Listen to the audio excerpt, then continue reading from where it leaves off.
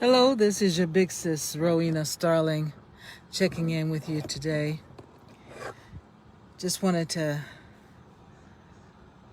find out to what extent have you been affected by the happily ever after syndrome. Insurmountable differences got in the way of my marriage in 1987, and I left it devastated and feeling like a failure. Happily ever after didn't happen.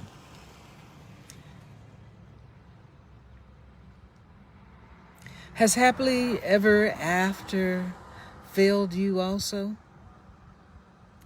In my devastation, I ended up so broken that I was near homelessness and picking up cigarette butts on the street to smoke.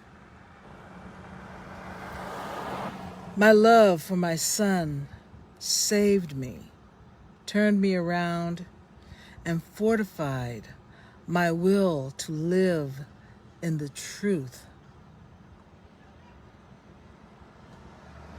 So today, I can happily say that my son says I am the best mother he's ever had.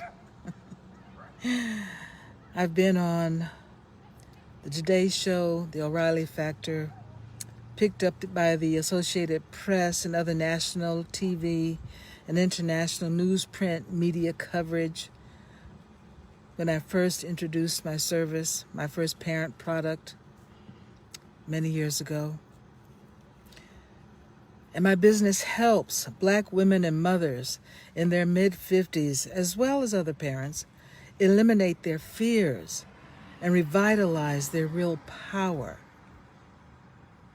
As a result, they alleviate the stress and aggravation of being a parent and live happily ever after in the truth. What damage have you incurred in this fairy tale narrative running in the background of our consciousness? Disney and many others did us a serious misservice, as this stuff was repeatedly shown to us as children, this prince and princess idea of being saved and living happily ever after. Many of us are running around today at the effect of some sort of expectation in that fairy tale. What forms of stress are you now having to deal with as a result of those expectations? ADHD, PTSD. A lot of us are suffering from that and have no idea.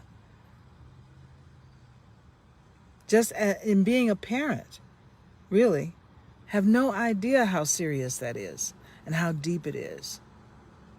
Chronic diseases of all kinds, heart issues, high blood pressure, constant headaches, premature aging. What can you acknowledge and recognize in yourself? These things have their roots in fear, and the fear that we're not living up to that happily ever after idea.